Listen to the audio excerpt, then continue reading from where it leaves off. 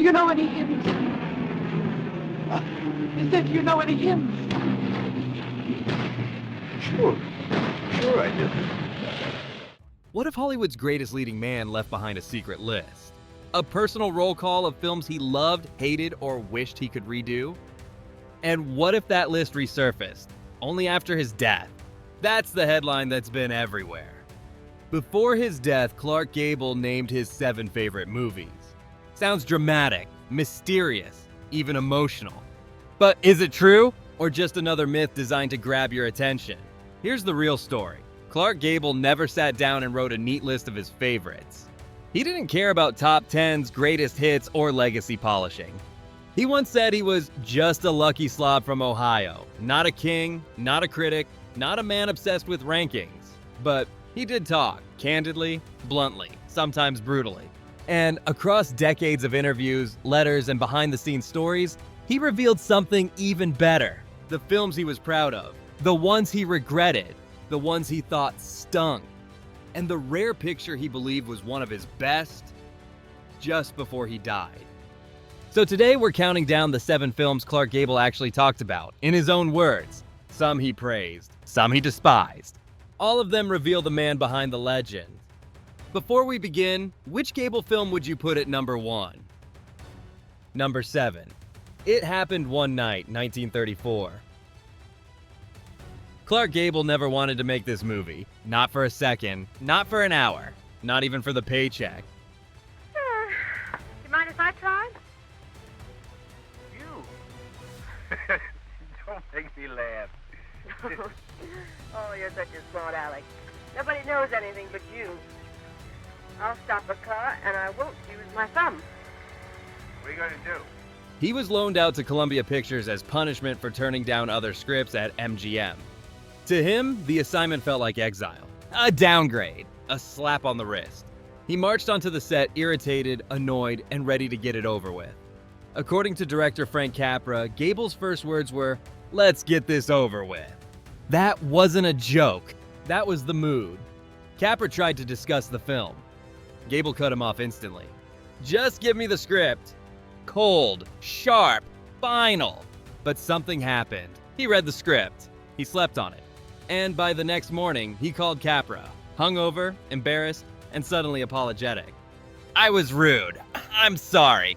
You've got a fine script. Why you chose me, I don't know." That apology opened the door to one of Hollywood's most legendary comedies. Gable turned in a performance so charismatic, so effortless, so human, that audiences fell in love with him all over again. The film became the first in history to sweep all 5 major Oscars: Best Picture, Actor, Actress, Director, and Screenplay. And yet, what did Gable think? He admitted later that the movie humbled him. It taught him something he never forgot. If the material is good, honesty wins. Simplicity wins. Charm wins. He didn't need to pose. He didn't need to act like the king. He just had to be real. And being real made him unforgettable. Iconic scene? The Walls of Jericho. A blanket between 2 strangers. Tension thick enough to slice. Still one of the most charming moments in film history. Have you ever been forced into something you didn't want to do, only to discover it changed everything? Because that's exactly what happened here. Gable came in resisting the project. He left with an Oscar-winning masterpiece. And that's why It Happened One Night earns the number 7 spot. The unexpected film that reshaped his entire career. Number 6, Mutiny on the Bounty, 1935. Clark Gable didn't just doubt this movie, he hated the idea of doing it. You scum, get out! I'm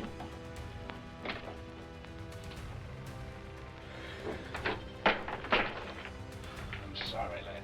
From the moment MGM handed him the script, he felt trapped. Wrong role, wrong wardrobe, wrong everything. Fletcher Christian was a polished English officer. Gable? A rugged American star with zero interest in buttoned-up accents and powdered wigs. He complained to everyone, privately, publicly, on set, off set. He told friends, colleagues, and even strangers, "I stink in it." He meant it. He thought he was miscast from top to bottom, and he wasn't shy about saying so. He resisted the accent. He hated the costumes. He fought the role every step of the way. But here's the twist. Hollywood history doesn't care how uncomfortable he was. The film became the biggest hit of 1935. It won Best Picture. It turned Fletcher Christian into one of Gable's most iconic roles. And it cemented him as a true global star. I admire you for that, sir. And for very little else? Sailing orders? Tahiti direct by Cape Horn. Still, Gable didn't let the praise go to his head. When MGM's producer Irving Thalberg sent him a glowing telegram, Gable shrugged it off. He wasn't convinced. But time does funny things to a man's memory. Years later, when the pressure faded and the dust settled, Gable softened. He rewatched the film. He reconsidered the performance. And according to those closest to him, something changed. He added Mutiny on the Bounty to the short list of movies he genuinely appreciated. It became one of the rare films he actually admitted he liked. A complete reversal from his original I stink in it verdict. It's proof that sometimes our harshest critic is ourselves, and sometimes we're wrong. Have you ever judged your own work too quickly, only to realize years later that you were too hard on yourself? Because that was Gable right here.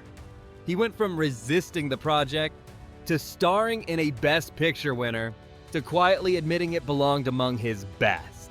And that journey earns Mutiny on the Bounty the number 6 spot. Number 5, Gone with the Wind, 1939. Clark Gable didn't want to be Rhett Butler, not even a little. To the outside world, it looked perfect. Hollywood's biggest novel, Hollywood's biggest star. A match made in box office heaven. But inside, Gable was terrified.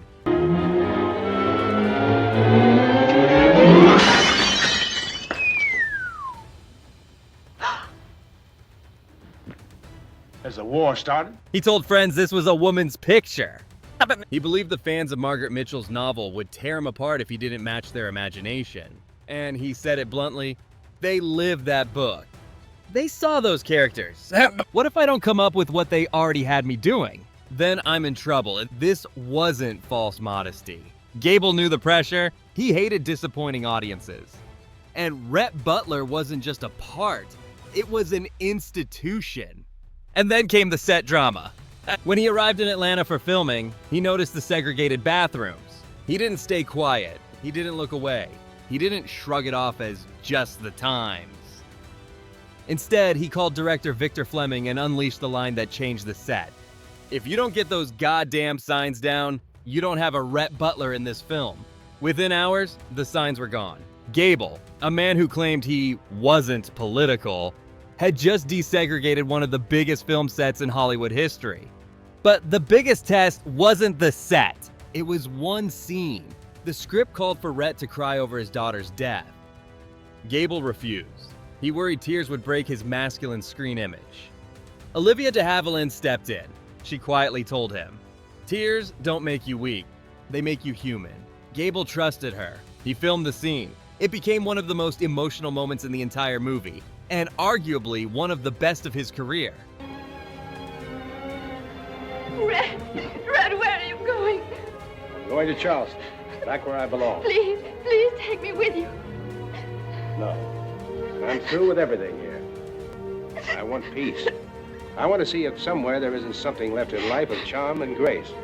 And then, the film exploded. Record-breaking box office, critical acclaim, endless re-releases, lines that became part of American culture, including the most famous farewell in film history.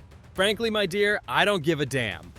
Ironically, the film Gable feared the most became the one audience associated with him forever.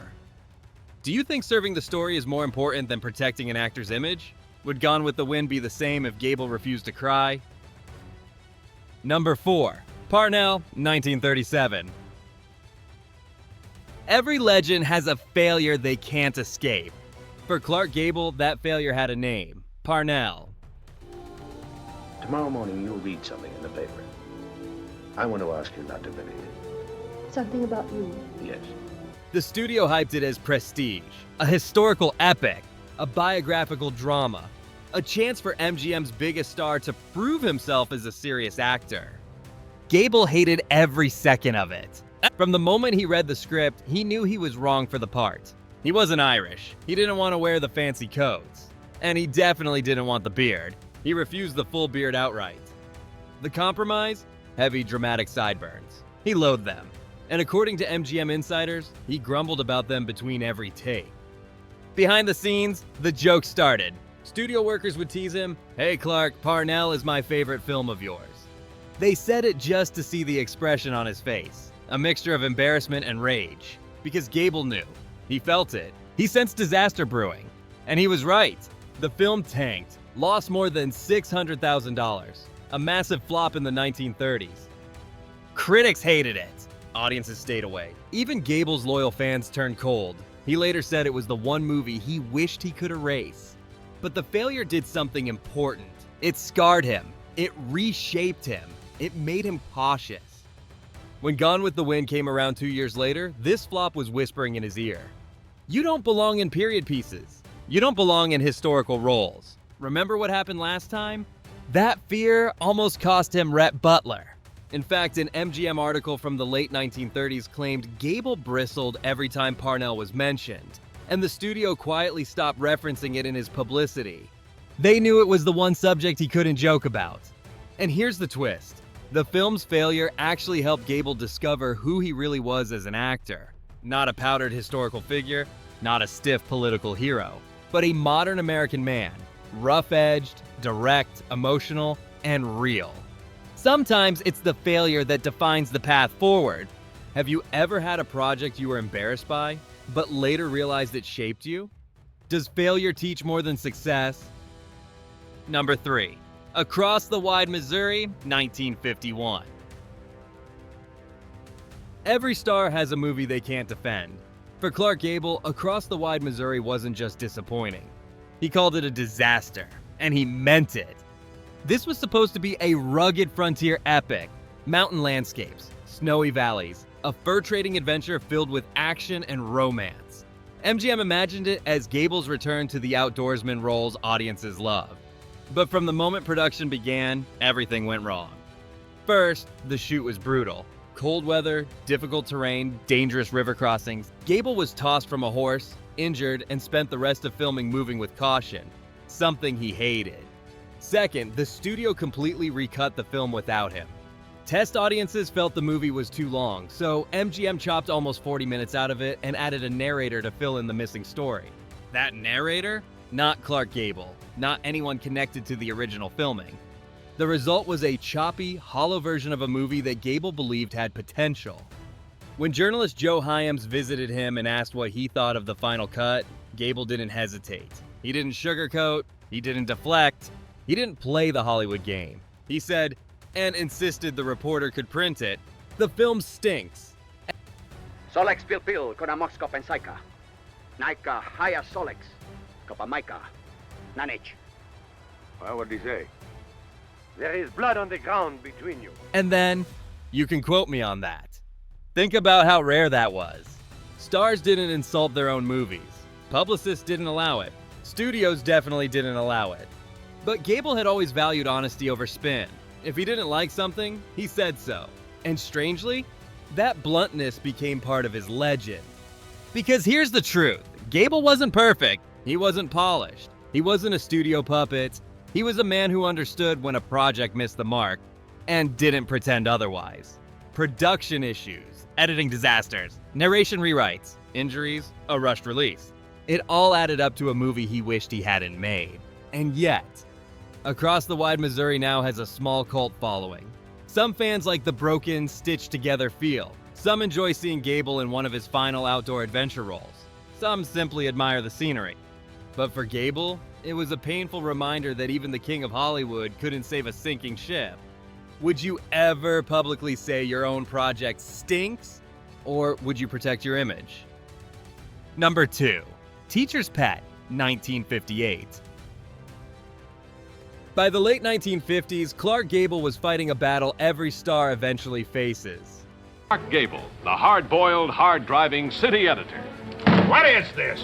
Doesn't anyone do any work around this joint anymore? Now, can you possibly picture this rough and tough character going to night? Time. Audiences still adored him. Studios still wanted him. But Gable knew what the mirror didn't hide.